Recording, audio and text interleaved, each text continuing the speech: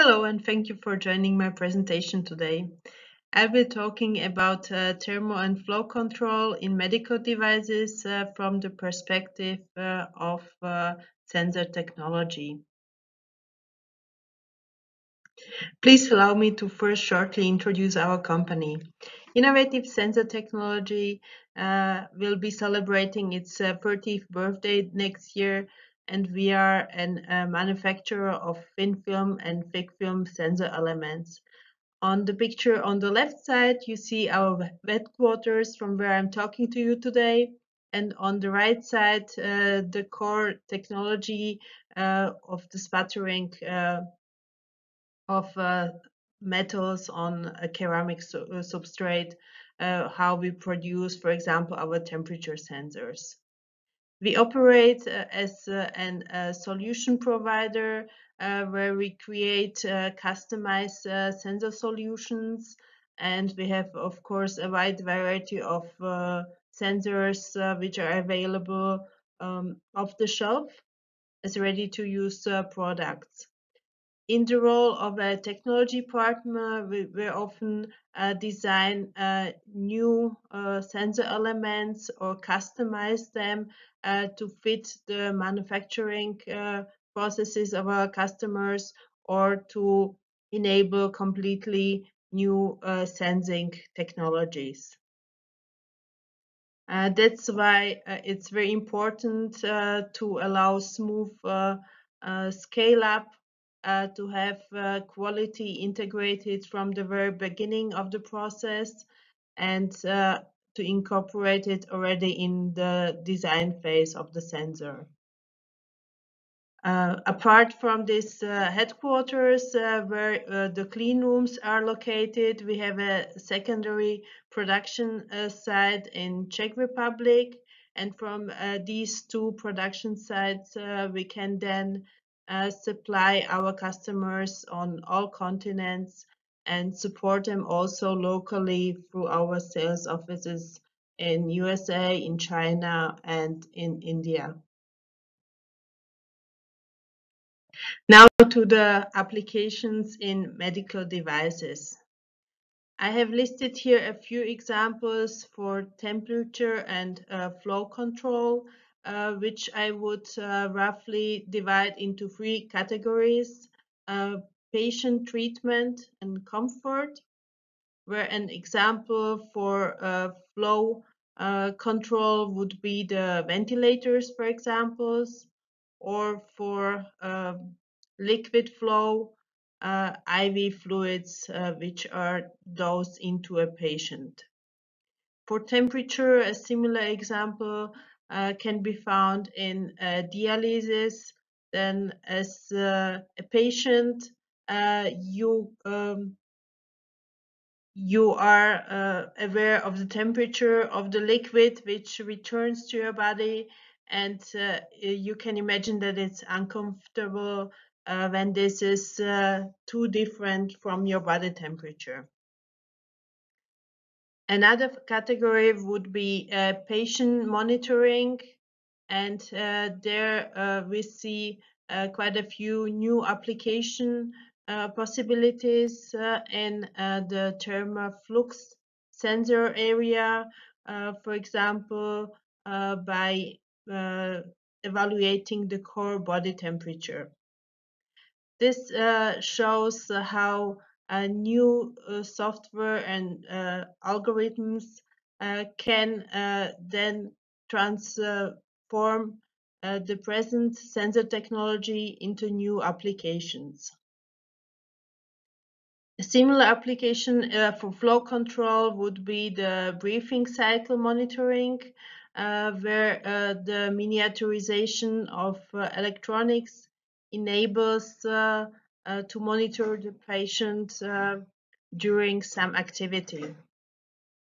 The last category I would like to mention is analytical equipment, because there the temperature and flow control might not be the parameter you are measuring on the patient, but are crucial for the evaluation of the right values. So they are auxiliary parameters which are used for compensation, for example, or in this control modus when you are, I have mentioned here, thermocycling, analyzing a blood sample, and you need to reach some control temperature.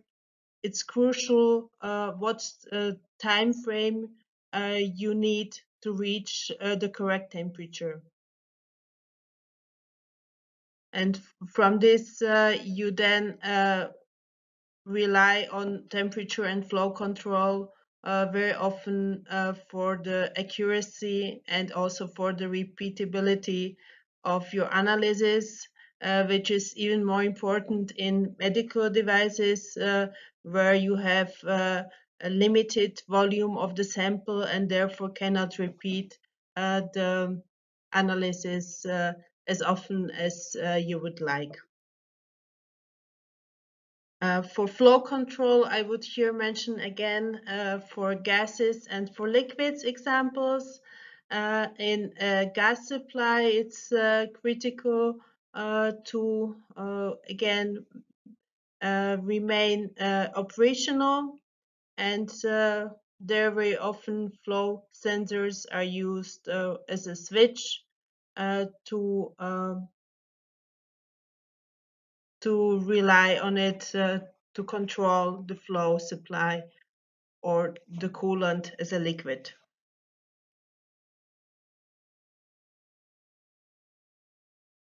First, let's consider the thermal control and pay attention to why it's important to have a reliable temperature sensor inside your instrument. Nowadays, we see quite a few applications which are redesigned because it's possible with new materials to come closer to the measuring point, and thereby it's a good opportunity to cluster maybe several parameters in the same module. Every redesign in medical devices takes its time, and therefore it's crucial to think of all these 4S, how we can improve sensitivity, selectivity, stability, and speediness.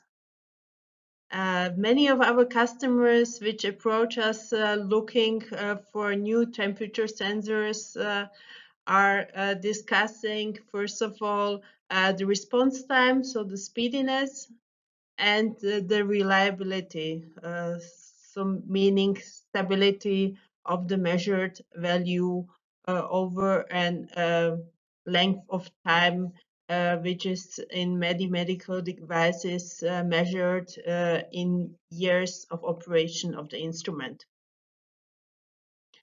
And the answer for both of these requests boils down often to an platinum RTD sensor because they are very fail-safe, simple to integrate with minimal requirements on electronics, and have a very low drift.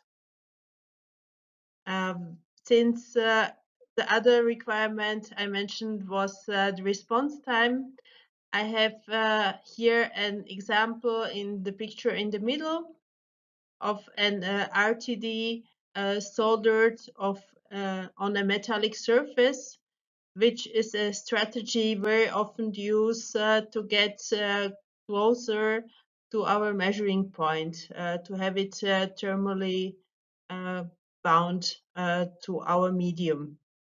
Can be gas, can be liquid, can be a mixture of both, as for example in high humid air.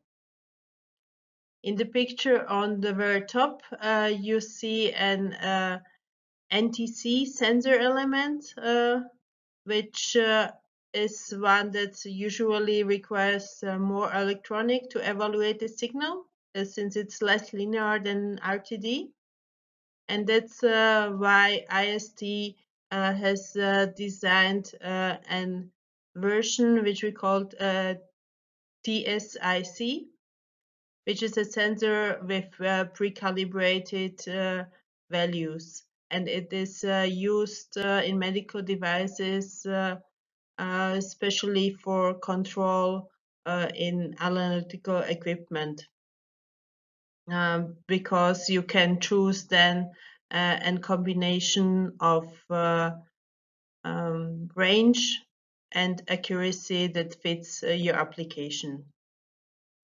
In the picture at the very bottom, you see an heater element which has a very large active surface, and that's another approach how to optimize the contact with the medium.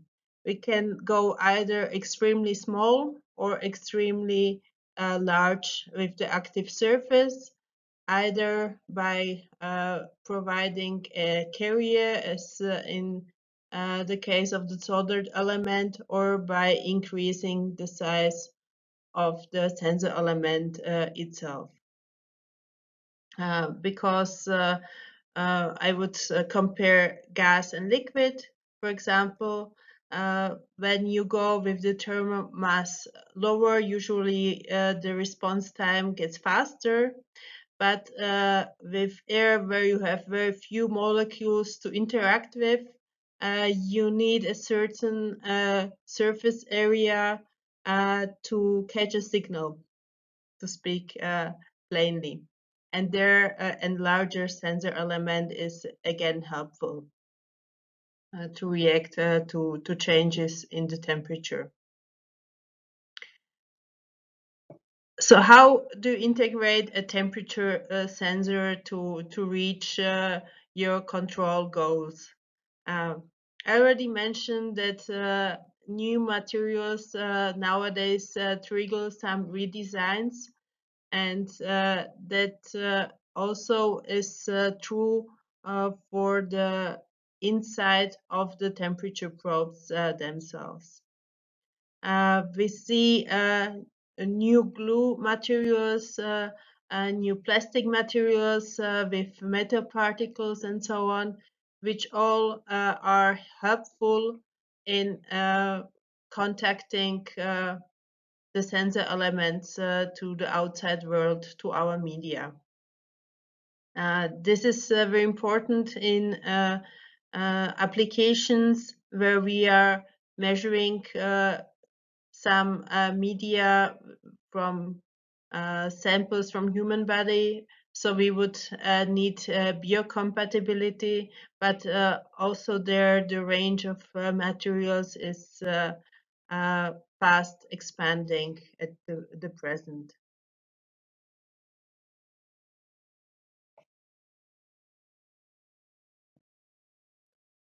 What can a platinum sensor element do in your application? What I have here as examples come from a different application area, from satellites and space applications, where we have designed high reliable platinum elements. I use these measurements which were done for an ESA qualifications here only as an example, because the same manufacturing process is used also for our standard temperature sensors. And we are quite often faced with questions on reliability, which is transformed from electronics to our sensors. And the question on mean time between failure, for example, is not that easy to answer. For a simple reason, our sensors are stable over a long period of years and incomparably more stable than some semiconductor electronic parts which are used in the evaluation electronics. Another question which pops up on a regular basis is on overheating and self-heating of the sensor element.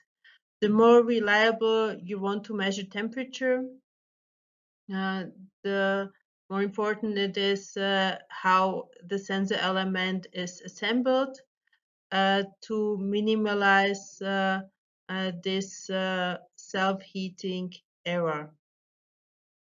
But what I see in the last couple of years, more and more are requests for using these sensors at the same time, not only to measure temperature, but to generate heat. So we can use also thin film as well as thick film platinum structures as heaters, and the same element can also measure the generated heat in form of the temperature. So it's a self-controlling miniature spot heater, which you can then integrate in some medical device for sample preparation, or even for some contact heating inside the human body, since the surface areas can be done in biocompatible materials.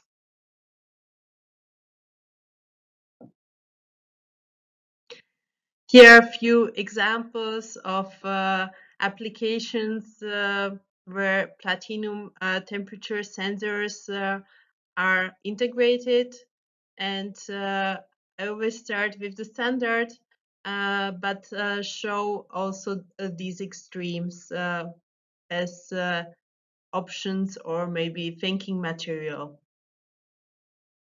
Some applications require really extremely fast response times, especially when you have changes of media. And I already shown one picture of this soldered sensor element before. In the graph on the right side, you see the difference in the measured temperature with the curve on the very left being this soldered real probe element, as we call it. And you see that the main difference is when you can start evaluating the temperature, the readout, because you reach the 90% or more than 90% of the final value within the first second in this example. Another trend is towards miniaturization to fit electronic devices, medical devices into an ear or into even smaller implants and so on. And there an bondable PT1000 comes handy. So what you see in the lower picture is the smallest PT1000 worldwide available. An interesting new application I would like to mention here is also in microfluidic systems, such as organ on chip or other test systems where you also need to get close to the media because these microfluidic systems are very often created in thermal non-conductive plastic materials. So this type of small temperature sensors allows you to measure really the temperature of the liquid flowing inside, and uh, not only compensate for this temperature, but also to control it by heating structures around your microfluidic system. The most common requirement, which goes to the extreme, is the accuracy or precision of your measurement. And we see really the trend in medical devices to make the control more stringent, to keep closer boundaries. If it's some bodily fluids around the physical physiological temperature, or if it's some samples which need to be analyzed or stored and so on. In all of these applications, the requirements for the temperature sensors are crucial, and to reach those, it starts again with the right sensor design, but it's not limited to this. It's always a combination of an sensor element which is very stable in its performance, has low hysteresis, and at the same time how it's integrated, that it keeps its calibration parameters after the dedicated time of use. And we can support, of course, you then also in an adequate design of the temperature probe itself. Let's move on now to flow monitoring and control. I would like today to answer these three questions, and hopefully generate a few more questions in your mind, which we can then discuss in a personal discussion on your application. First, where and why do we use thermal flow sensors? So you see, I've already limited this question to thermal flow sensors, which is the type ISD is producing. And I will also discuss shortly where this comes from. The second question is on what information we can extract from the flow sensors. I find this very important because the value of a sensor is quite reliable nowadays on the software evaluation. And with limited space for sensor integration, it becomes more important to use the same element for a multitude of tasks if possible. And the first question I will briefly address is on the assembly and integration of flow sensors, where I will show a few examples. So let's start with some application examples to make it more interesting. Our flow sensors find their way into ventilators, which is an area discussed in the media in the last few months, but also in spirometers, or as single-use elements for a multitude of liquids. And that's something that I see as a growing application fields, where this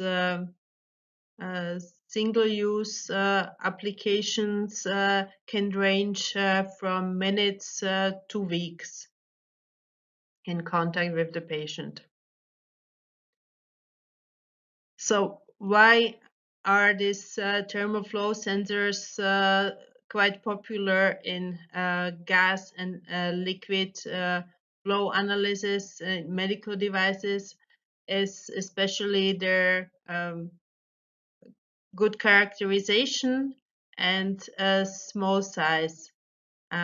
You find them in some single-use arrangements with minimal electronics, uh, from where this close to sensor uh, signal evaluation electronics then transfers an analog or digital signal further and is already calibrated in that case. You can use thermal flow sensors for some simple switches as well as for detectors.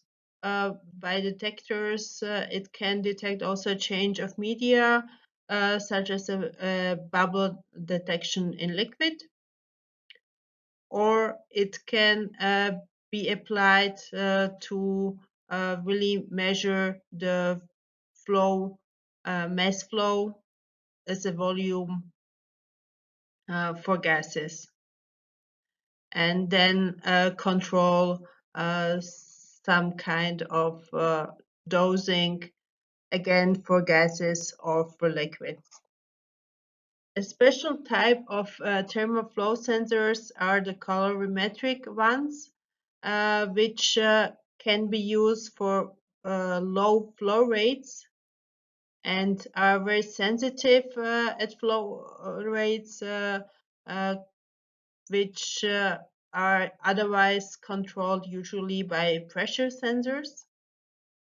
And similar to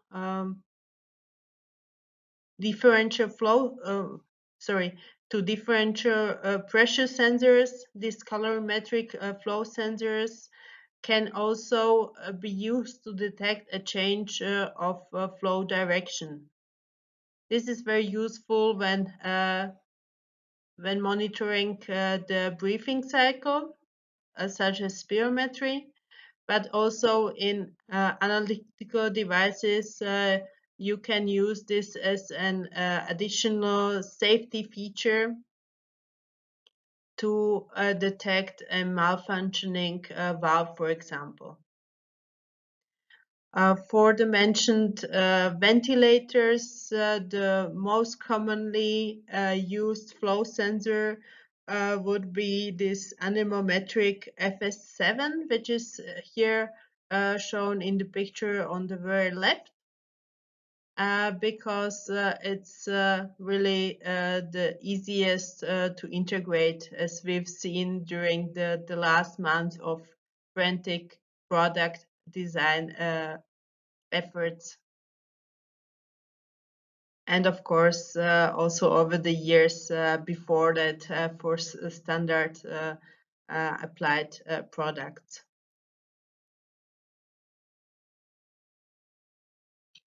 Let's take a look closer to the mentioned colorimetric flow sensors now. What we are using there is an heated element which generates some heat transferred to our media, and the flow direction is then detected as a shift in the heat wave in one or the other direction from the heater by evaluating the temperature difference between two small sensors. What you see here is a detailed picture of an colorimetric flow sensor, which is extremely small in the total mass, and therefore we can create a sensor element with extremely fast response time, somewhere below 5 milliseconds. This is already fast enough to distinguish between an slow breathing person or an excited person with fast um, air puffs, and also to detect direction if you are breathing in or out. The interesting thing about analyzing the direction is that you can also detect uh, the start and the end of the breathing cycle, and by integrating this signal you receive an information on the volume. This can be interesting also for dosing medication, and since these sensor elements have very low power consumption, they can be integrated also in portable medical devices then. Let's have a look at a few examples how the sensor elements can be integrated. You see here some examples of flow channels. So the better defined the geometry around the sensor element, the easier it is to evaluate the final signal, of course. Still, in some cases, as you see in the second picture here, the sensor elements is in a less defined environment, let's call it. And that would be an example of a portable anemometer. And in some cases, we see applications even with an array of such sensor elements, which are then evaluated to detect also flow direction. In a different example, we can see some assembled sensor elements which allow better reproducibility of the assembly into a flow channel. In this case, it would be a sensor element positioned on a PCB, and the better the reproducibility of the sensor element inside the flow channel, the less flow points you then require for an calibration of each flow module afterwards. For liquid, there's again an example on the very right of a flow-through sensor, and we work here with sensor elements, heater and temperature sensor, which are soldered on the surface of an stainless steel tube, and therefore are in no contact with the medium. We have only one material in contact with our liquid. This is advantageous not only for some bodily fluids for biocompatibility, but also for aggressive media. So it allows for a wide variety of hygienic cleaning procedures.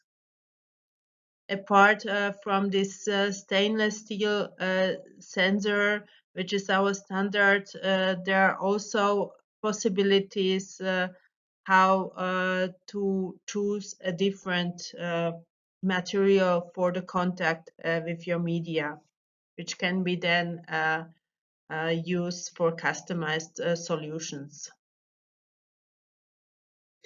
I hope you found this presentation interesting, and I'm looking forward to your questions.